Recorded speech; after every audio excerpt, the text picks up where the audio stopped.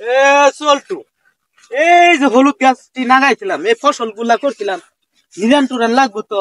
মুরল সাহেব কামলা ভাই নেই। আই রে, আমার এত টেহা বসে থাকতে কামলা আমার দেয় না, না মানছে না। মুরল সাহেব আনে প্রতিদিন কি প্রেম করবেন? হাই রে, যা ওই কাডল বাগানটা দেখে আই, কাডল কুডল বাকলে সুদে লাগান যায় তো। এই তুই ছাতা আমার মাথার ধর, এই দেখেন নাই দেখেন।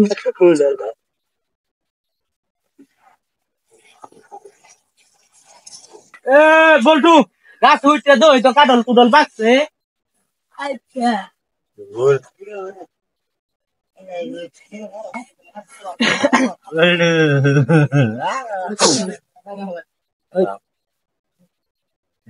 হাবি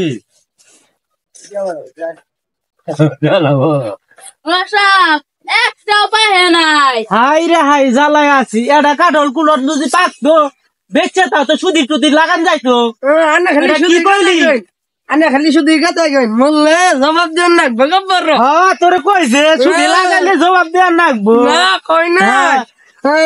ওই যে সোলটুর ভাই যে 10 বছর আগে কয়টা টিয়া লাগাইছিলাম, দিছিলাম সুদি, তোরে দিছে টিয়া?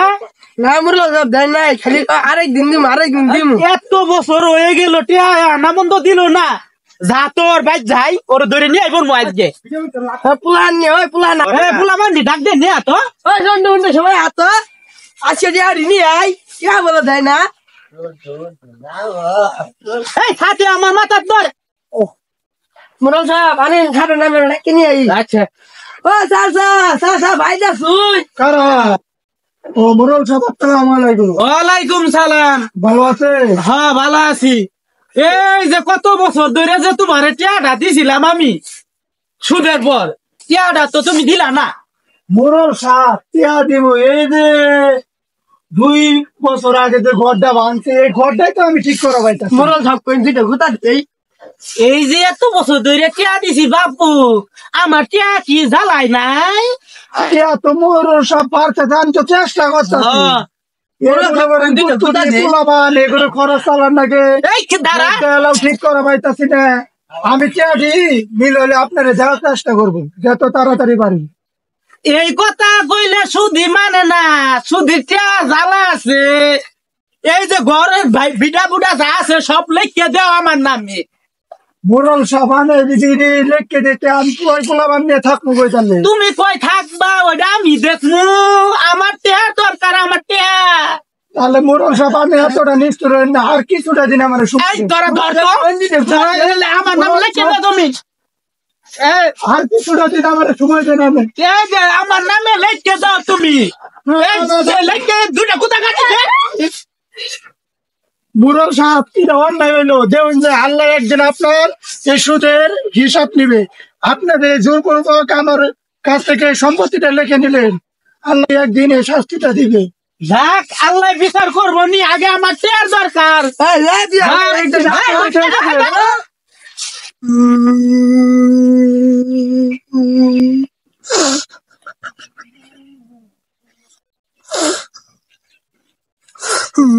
জন্টু সাহেব তুমি কেন কাঁদতেছ?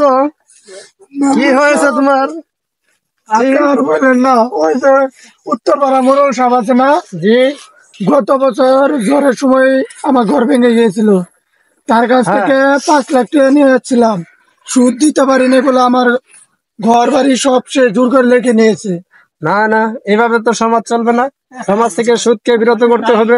চলো আমরা মোরল সাহেবের কাছে যাই, যা বিস্তারিত বলি। গুন্ডা বান্ডা সব নিয়ে যায় আমার বাড়ি জোর করে, আমার ভাই থেকেও বাইক হয়ে দিছে। আচ্ছা চলো দেখি, আমার তাদের বাড়িতে যাই, যাওয়ার পরে দেখি তাদের বুঝাই দেখি। মেম্বার সাহেব, আপনার একটা সমাজের প্রতিনিধি হিসাবে আমি এটার একটা সুস্থ সমাধান চাই আপনার কাছে। যাও, তুমি যেহেতু আমার কাছে বলছো, আমি আর সঠিক বিচার বিশ্লেষণ করবো। তাহলে চলেন আমরা মোরল সাহেবের বাড়িতে। চলো আসে।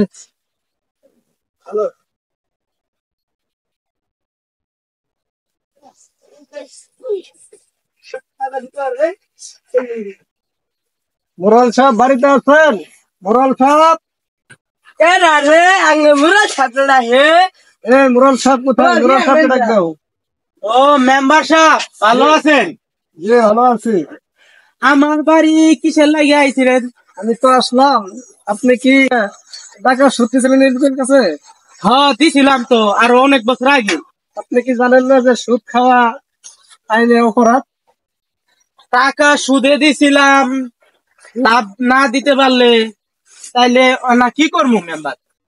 শুনেন, গরিবের উপর জুলুম মেম্বার করা- সাহেব আমার উপর জোর করে লোকজন নিয়ে যায়, আমার জায়গা তুমি সব সে দেখে আমি নিয়ে আসছে। আপনারটা বিস্তারিত শুনছি, আমি শুই নাই এই বিষয়টা। আমি তাকে বলতে আসছি যে আপনি গরিবের উপর টাকা দিচ্ছেন, গরিবকে আপনি মোড়ল সাহেব হিসেবে সাহায্য সহযোগিতা করবেন।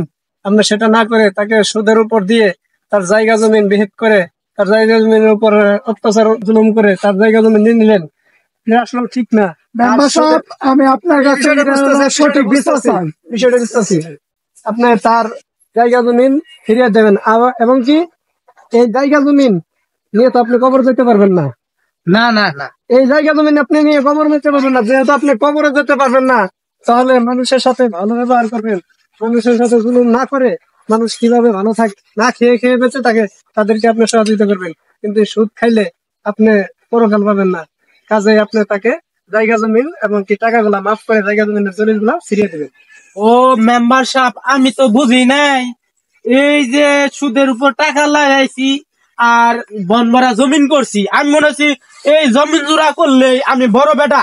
না না না, আপনি আসলে বুঝতে পারেন না, এই জন্য আপনি এখন যেহেতু বুঝতে পারছেন, ওনার কাছে আপনি ক্ষমা চান এবং কি এলাকাবাসীকে বলে দেন যে আমি আর সুদ দিব না, মানুষকে সহযোগিতা করব, এবং কি এই সুদের টাকা যারা লাগাবে তাদের বিরুদ্ধে আমি জোর জমলে তাদেরকে বলবো যাতে তারা এই সুদ না লাগায়। ও মেম্বার সাহেব, বুঝছি, আপনার কথা তো বুঝছি। হ্যাঁ না, আর আমি সুদের টাকা লাগাবো না।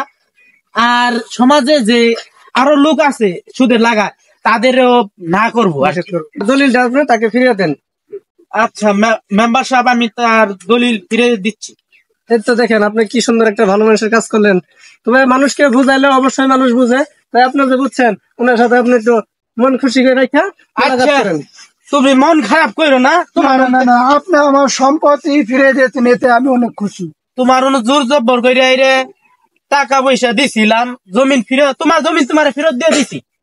মন খারাপ করো না, আমার লাগে দোয়া করো যে আমি ভুল করছি। আপনিও ভালো থাকবেন মনে হয়। আচ্ছা, ভালো থাকবা। তাহলে আমি আসবো। আসসালামু আলাইকুম। আচ্ছা, ওয়ালাইকুম আসসালাম।